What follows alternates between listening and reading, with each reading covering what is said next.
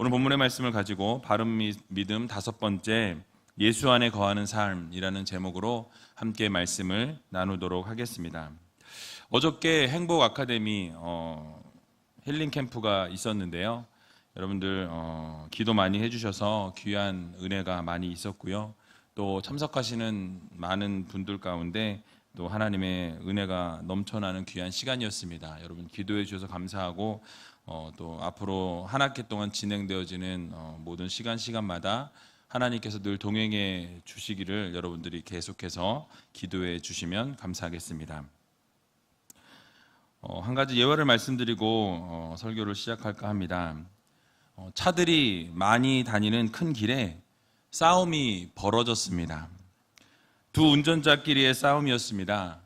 차는 마주보고 세워져 있었고 두 차량의 운전자는 서로 씩씩거리고 있었습니다.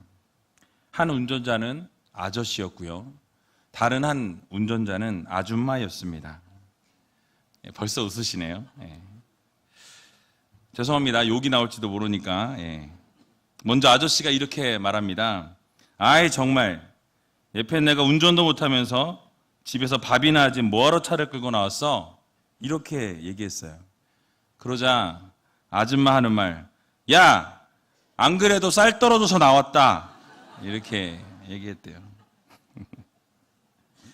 그런데 여러분 중요한 것은 이렇게 싸우는 분들의 차에 기독교인이라는 사인인 물고기 모양이 붙어 있는 경우가 있다라는 사실이에요. 또 거울에 그 유리에 보면 십자가가 걸려 있거나 그 대시보드 위에 성경책이 놓여 있는 경우도 있다라는 사실입니다. 그래서 말을 조심해야 돼요. 그런데 정말 제가 한국에 와서 운전을 하다 보니까 정말 욕 나오게 모시는 분들이 종종 있어요. 저도 사고의 위험을 몇 번 넘긴 적이 있는데요. 우리는 어디를 가든지 기독교인이라는 이 사실을 잊지 않고 정말 주님의 귀한 제자로 살아갈 수 있는 여러분들이 다 되시기 바랍니다. 성경에 게시되어 있는 메시아의 이름을 보게 되면 두 가지로 표현되어지는 것을 볼 수 있습니다. 하나는 마태복음 1장 21절에 나타나 있는데요. 이렇게 말씀합니다. 아들을 낳으리니 이름을 예수라 하라. 이는 그가 자기 백성을 저희 죄에서 구원할 자이심이니라 하니라. 아멘. 여러분 여기서 무엇이라고 말씀하고 있습니까? 예수라고 말씀하고 있어요. 그 예수 이름의 뜻은 자기 백성을 죄에서부터 구원할 자라는 의미의 메시아라는 것을 우리들에게 교훈해 줍니다. 이 이름은 예수님께서 태어나시기 전에 천사를 통하여 받은 이름입니다. 우리의 죄의 문제를 해결해 주심으로 이 땅 가운데 오신 목적을 설명해 주고 있는 것이에요. 죄로부터 죽을 수밖에 없었던 우리들을 죄의 자리에서부터 또 이 사망의 자리에서부터 우리를 구원해 주신 또 해방시켜 주시기 위해 이 땅 가운데 오신 메시아이신 예수 그리스도다라고 말씀하고 있는 것입니다. 또 다른 메시아의 이름은 마태복음 1장 23절에 말씀하고 있는 것을 볼 수 있습니다. 우리 같이 한번 읽어보도록 하겠습니다. 보라, 처녀가 잉태하여 아들을 낳을 것이요 그 이름은 임마누엘이라 하리라 하셨으니 이는 번역한즉 하나님이 우리와 함께 계시다 함이라. 아멘. 여러분 무엇이라고 말씀하고 있습니까? 하나님께서 이 땅 가운데 메시아를 보내주신 것은 바로 임마누엘 하기 위해서 메시아를 이 땅 가운데 보내셨다라고 말씀하고 있습니다. 그 뜻은 여러분들과 같이 살펴본 것처럼 하나님이 우리와 함께 계신다라는 뜻입니다. 여러분 왜 성경은 메시아의 두 이름을 이렇게 계시하여 주셨을까요? 두 의미가 모두 중요하기 때문입니다. 그럼 여러분 어떤 것이 더 중요할까요? 그 경중을 따질 수가 없습니다. 둘 다 중요하다라는 거예요. 모두가 중요합니다. 예수님께서 이 땅 가운데 오신 목적은 인간의 몸을 입고 이 땅 가운데 오신 것은 여러분들의 죄의 문제를 해결해 주시기 위해서 하나님이신 주님께서 이 땅에 내려오셔서 인간의 몸을 입으셨다라는 거예요. 그것을 통해서 우리의 죄를 구원하시기 원하셨습니다. 그리고 죄의 문제만 해결하여 주시고 끝맺음 하시려는 것이 아니라 바로 죄로부터 우리를 자유롭게 하시고 우리를 죄로부터 속량해 주시면서 결국 여러분들을 하나님의 아들로, 하나님의 딸로, 하나님의 귀한 백성으로 삼아 주시기 위해서, 결국 우리와 함께 하시기 위해서 이 땅 가운데 주님께서 오신 것입니다. 그렇다면 저는 여러분들에게 한 가지 묻기를 원합니다. 예수님께서 예수하기 위해서 오셨을까요? 임마누엘 하실까요? 아니면 임마누엘 하시기 위해서 예수 하실까요? 임마누엘. 예수는 없으세요? 예. 예수하는 것이 목적일까요? 임마누엘 하시는 것이 목적일까요? 여러분, 두 가지가 다 맞습니다. 다시 말하면 예수님께서 그들의 백성들을 죄로부터 구원하기 위해서 이 땅 가운데 오셨을 뿐만 아니라 주님께서 오신 목적은 우리와 함께하기 위해서 이 땅 가운데 오셨다라는 사실을 여러분 모두 믿으시기 바랍니다. 그런데 문제는 무엇이냐면 우리가 메시아의 이 의미를 예수 이름에만 한정할 때가 많이 있다라는 거예요. 주님께서 이 땅 가운데 오신 것은 우리의 죄를 구원하기 위해서, 우리의 죄를 깨끗이 씻어주기 위해서 이 땅 가운데 오셨다라는 그 의미에만 머무를 때가 너무나 많이 있다라는 것입니다. 그러나 하나님께서는 우리의 죄를 구원하기 위해서 이 땅 가운데 오셨을 뿐만 아니라 여러분들과 함께하기 위해서, 여러분들과 늘 동행하시기 위해서 이 땅 가운데 주님께서 오셨다라는 이 사실을 여러분들 모두 기억하시기 바랍니다. 그래서 주님께서는 여러분과 함께하길 원하신다라는 사실이에요. 예수님께서 이 땅 가운데 오셔서 우리를 위해 십자가에 달려 죽으신 이후에 약속대로 사흘 만에 부활하시고 승천하시면서 우리들에게 약속해 주신 부분이 있습니다. 그 무엇입니까? 바로 보혜사 성령님을 이 땅 가운데 보내주시겠다라고 말씀해 주셨습니다. 보혜사 성령을 통해서 너희와 함께하겠다라고 약속해 주셨다는 사실이에요. 요한복음 14장 16절에서 17절까지 보면 이렇게 말씀합니다. 우리 같이 한번 읽어보겠습니다. 내가 아버지께 구하겠으니 그가 또 다른 보혜사를 너희에게 주사 영원토록 너희와 함께 있게 하시리니 저는 진리의 영이라. 세상은 능히 저를 받지 못하나니 이는 저를 보지도 못하고 알지도 못함이라. 그러나 너희는 저를 아나니 저는 너희와 함께 거하시며 또 너희 속에 계시겠음이라. 아멘. 여러분, 무엇을 말씀하고 있습니까? 예수 그리스도께서 부활하시고 승천하시면서 약속하게 주신 이 보혜사를 보내주셨습니다. 그 보혜사를 보내주신 목적이 무엇이라고 말씀합니까? 바로 영원토록 너희와 함께하기 위해서라고 말씀하십니다. 또 여러분들 안에, 여러분들 속에 함께 거하실 것이다 라고 말씀해 주고 있는 것입니다. 진리의 영이신 성령께서 우리와 함께 하실 뿐만이 아니라 여러분들 안에 거하시기 위해서 이 땅 가운데 오셨다라는 사실이에요. 우리가 그런데 이 사실을 자꾸 잊어버리는 경우들이 있다라는 것입니다. 여러분, 우리 안에 그 성령께서 함께 거하시되 영원토록 거하시기를 원하신다라고 말씀하여 주시는 것이 얼마나 우리들에게 큰 축복인지 알 수 없습니다. 우리와 임마누엘 하심으로 최고의 축복을 베풀어 주시겠다라고 약속하신 그 주님께서 오늘도 이 시간에 이 자리에서 성령께서 여러분들의 마음 가운데 함께하여 주시기를 원하신다라는 이 사실을 여러분들 모두 믿으시기 바랍니다. 그런데 우리는 때로 착각하는 것이 한 가지 있어요. 무엇이냐면 하늘에 소망을 두고 살아갈 때가 많이 있습니다. 그런데 이 땅에서의 삶은 우리가 생각지 아니하고 오직 하늘에만 소망을 두고 살아가는 분이 있다라는 사실입니다. 무엇이냐면 천국을 소망하고 저 하늘에 소망을 두고 사는 것은 좋은데 하나님께서 이 세상의 삶도 의미 있고 행복하게 살아가기를 원하신다라는 사실이에요. 저 하늘에 소망을 두고 살아가는 여러분들에게 이 땅에서도 천국을 맛볼 수 있도록 여러분들에게 가정을 허락해 주시고 여러분들에게 교회를 허락해 주시고 여러 가지 공동체를 허락해 주심으로 그 공동체와 가정을 통하여 하나님께서 천국을 맛보게 하여 주셨다라는 사실입니다.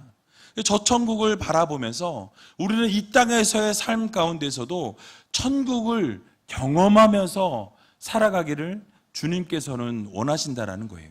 이 땅 가운데서는 엉망으로 살아가고 이 땅 가운데서는 매일매일 힘들고 어려운 삶을 살아가기를 하나님께서 원하시는 것이 아니라 이 땅에서도 천국을 경험하고 저 천국을 소망하며 살아가는 것도 주님께서는 원하신다라는 이 사실을 여러분들 모두 믿으시기 바랍니다. 그래서 우리가 천국을 소망하며 살아가는 이유가 무엇입니까? 그 천국에서 영원한 천국에서 하나님과 함께하는 것을 소망하며 살아가는 것이 바로 성도들의 삶이 아니겠습니까?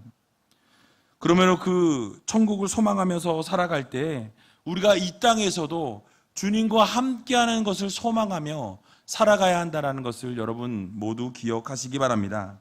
방금 읽었던 요한복음 14장 내용을 보게 되면 성령을 통해서 영원히 우리와 함께 하여 주시겠다고 약속해 주셨고 또 그 주님께서 우리 안에 거하여 주시겠다라고 약속하고 있는 것입니다. 즉 하나님께서 나중에 천국에 가서 함께 하시는 것만 원하시는 것이 아니라 오늘을 살아가고 있는 여러분들에게 오늘 이 순간을 살아가고 있는 우리들에게 내가 너와 함께 하겠다. 내가 너와 영원히 함께 거하기를 원한다. 그래서 네가 내 안에 거하고 내가 너의 안에 거하기를 원한다 라고 말씀하여 주시는 것입니다. 오늘을 살아가는 우리들에게 하나님께서 순간순간 함께 하시고 또 그분이 내 안에서 역사하시는 삶을 살아가게 될 때에 그것 자체가 바로 천국이라는 사실을 여러분들 기억하시기 바랍니다. 그럼 저는 여러분들에게 묻기를 원합니다. 여러분 오늘 하루하루를 살아가면서 천국을 경험하고 계십니까? 아멘이 자신이 없으시네요. 여러분 하루하루의 삶 가운데 정말 천국을 경험하면서 살아갈 수 있는 여러분들이 되시기 바랍니다. 저 천국만 소망하며 살아가는 우리가 아니라 오늘을 살아가면서 이 순간순간의 삶의 모든 것들이 정말 하나님이 함께하여 주심으로 하나님께서 여러분과 동행하여 주심으로 여러분들이 이 세상 속에서도 천국을 누리며 살아갈 수 있는 귀한 성도님들이 다 되시기 바랍니다. 그래서 오늘도 정말 예수와 함께 예수 안에 거하셔서 온전히 천국을 누리며 살아갈 수 있는 저와 여러분들이 다 되시기를 주님의 이름으로 간절히 축원드립니다. 그런데 우리가 성경 말씀을 쭉 살펴보다 보면 앞에서 말하고 있는 그리스도와의 이 연합을 임마누엘이라고 표현하기도 하지만 또 결혼이라고 표현하고 있는 것을 우리가 볼 수 있습니다. 에베소서 5장 31절과 32절에 보게 되면 이러므로 사람이 부모를 떠나 그 아내와 합하여 그 둘이 한 육체가 될지니 이 비밀이 크도다. 내가 그리스도와 교회에 대하여 말하노라 라고 말씀합니다. 여러분 무슨 말씀을 하고 있습니까? 지금 결혼에 대해서 말씀하시면서 이 비밀이 큰데 어떤 비밀이냐? 바로 그리스도와 예수가 결혼하는, 연합하는, 하나가 되는 그 모습을 그려내고 있는 것입니다. 이 말씀은 바로 그리스도께서 신랑이 되어주시고 바로 우리 성도들이 신부가 되어서 주님을 맞이하고 주님과 함께하는 이 연합된 삶을 그려내고 있는 것입니다. 신랑은 신부를 맞을 준비가 다 되었습니다. 그러면 이제 무엇을 하겠습니까? 프로포즈 해야죠. 혹시 이 자리에 앉아 계신 분들 가운데 프로포즈를 받으신 분들이 계십니까? 아마 젊은 분들은 프로포즈를 요즘 다 하지만 아마 나이 드신 분들은 그때 프로포즈가 어디 있어요? 그냥 이불 같이 덮자. 아니면 내 아이를 낳아도 이러면 그게 프로포즈였죠. 그런데 신랑 대신 그리스도께서 결혼 준비를 다 마치시고 신부인 성도들에게 찾아오셔서 지금 청혼하고 계시다라는 사실입니다. 준비한 꽃다발을 내밀어 주십니다. 근데 그 꽃다발은요, 이 세상에서 준비한 꽃다발과는 좀 다른 꽃다발입니다. 무엇입니까? 자신의 몸을 찢으시고 피를 쏟으셔서 생명을 살리기 위해서 만드신 그 꽃다발을 여러분들 앞에 가지고 오셔서 나와 함께 하겠니? 나와 결혼해 주겠니? 라고 주님께서 말씀하고 계신 것입니다. 그래서 이 몸을 찢고 피를 쏟아서 만드신 의의 꽃, 이 수만 송이를 준비하시고 신부인 성도들에게 오셔서 여러분들에게 결혼하자라고 말씀하고 계신 것입니다. 이렇게 신랑 되신 주님께서 오늘 이 자리에 앉아 계신 여러분들에게 이렇게 말씀하십니다. 나는 당신과 함께 살고 싶습니다. 주님께서 이렇게 말씀하시는 거예요. 당신이 없이는 나는 행복할 수 없습니다. 또 내 아버지도 당신이 없이는 행복할 수 없다고 말씀해 주고 계십니다. 그러므로 저와 결혼해 주십시오. 또 제발 부탁입니다. 저는 당신을 사랑합니다. 라고 주님께서 말씀하고 있는 거예요. 그러면서 그 수만 송이의 꽃을 여러분들에게 주시면서 이 꽃을 받으시고 나와 함께 가정을 이루어 아름답게 살아주십시오 라고 말씀합니다. 그리고 말씀하십니다. 그러나 당신은 준비할 것이 아무것도 없습니다. 그냥 내 안에 거하시면 됩니다 라고 주님 말씀해 주십니다. 여러분, 이렇게 프로포즈 하시는 주님의 그 프로포즈를 받으시겠습니까? 아멘. 받고 싶지 않으신 분들은 한 분도 안 계신 줄로 믿습니다. 여러분, 그래서 그 바로 프로포즈하고 계신 그 본문의 말씀이 바로 오늘 읽었던 요한복음 15장 말씀이에요. 4절과 5절의 말씀을 같이 한번 읽어보도록 하겠습니다. 내 안에 거하라. 나도 너희 안에 거하리라. 가지가 포도나무에 붙어있지 아니하면 절로 과실을 맺을 수 없음 같이 너희도 내 안에 있지 아니하면 그러하리라. 나는 포도나무요 너희는 가지니 저가 내 안에 내가 저 안에 있으면 이 사람은 과실을 많이 맺나니 나를 떠나서는 너희가 아무것도 할 수 없음이라. 아멘. 그렇습니다. 주님께서 오늘 여러분들에게 찾아오셔서 주님 안에 거하라고 초청해 주고 계십니다. 프로포즈 하고 계신다라는 사실이에요. 그러므로 여러분들이 주님 안에 거하심으로 열매 맺는 삶을 살아갈 수 있는 여러분들이 다 되시기 바랍니다. 가지의 정체성은 포도나무에 붙어 있을 때에만 그 의미가 살아난다라는 것입니다. 여러분, 가지가 나는 이 자리가 너무 싫어, 이 자리에서 함께 할 수 없어 라고 하면서 이 포도나무를 떠나게 된다면 여러분, 어떤 일이 발생하겠습니까? 가지는 죽을 수밖에 없다라는 거예요. 열매를 맺을 수도 없다라는 것입니다. 그래서 가지의 정체성은요, 포도나무에 붙어 있을 때에만 의미가 있습니다. 그래서 우리 모두는 주님 안에 거할 때, 주님과 함께 할 때만 그 의미가 있다라는 이 사실을 여러분들 모두 기억하시기 바랍니다. 또 주님께서 우리 안에 임마누엘 하실 때에만 의미가 있다라는 사실을 여러분 믿으시기 바랍니다. 바로 이것이 바른 믿음인 거예요. 여러분들이 주님과 함께하기로 결단하고 주님과 동행하기로 결단하고 주님께서 내 안에 계시고 내가 주님 안에 거할 때에 그것이 바로 바른 믿음의 삶이라는 사실을 여러분들 모두 기억하시기 바랍니다. 그래서 어떠한 상황 가운데 놓일지라도 하나님과 함께하고 성령님과 함께하고 예수 그리스도와 함께하며 그 예수님께서 프로포즈 하시는 그 사랑의 메시지를 듣고 그 주님과 함께 동행하기로 결단하고 그 결단한 이후의 삶도 늘 주님과 함께하는 그 삶을 살아갈 때에 그 삶은 정말 하나님께서 기뻐하시는 바른 믿음의 삶이라는 사실을 여러분들 모두 믿으시기 바랍니다. 결국 요한복음 15장에서 말씀하는 이 포도나무 비유와 같이 예수님 안에 우리가 거하고 또 우리가 예수님 안에 거할 때 그것이 바로 바른 믿음이고 그 믿음을 통해 결국 우리가 아름다운 열매를 맺으며 살아갈 수 있다라는 이 사실을 여러분들 모두 기억하시기 바랍니다. 그러므로 성도들은 우리를 찾아오셔서 프로포즈 하시는 그 주님의 음성에 귀를 기울이고 주님 안으로 들어가는 것이 바른 믿음입니다.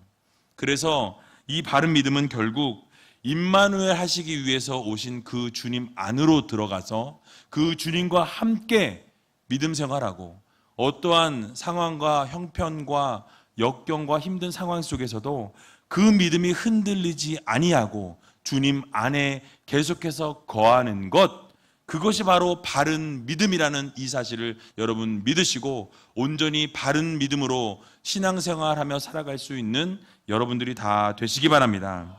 이 요한복음 15장의 비유는요, 예수님께서 참 포도나무요 아버지 하나님은 농부요 너희는 가지라고 말씀해 주십니다.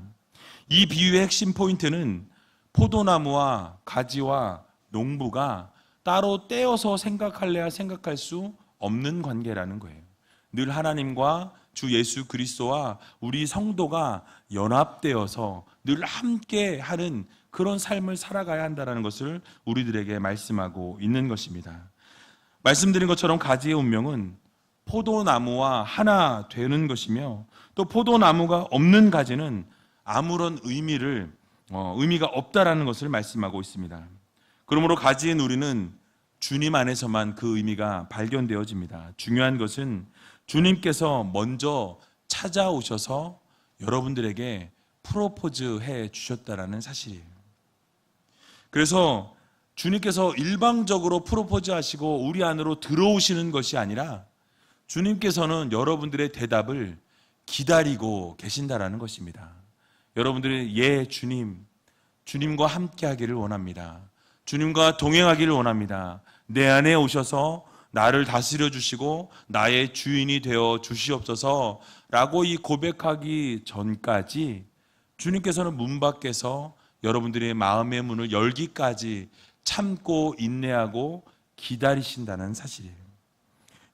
요한계시록 3장 20절을 보게 되면 이렇게 말씀합니다.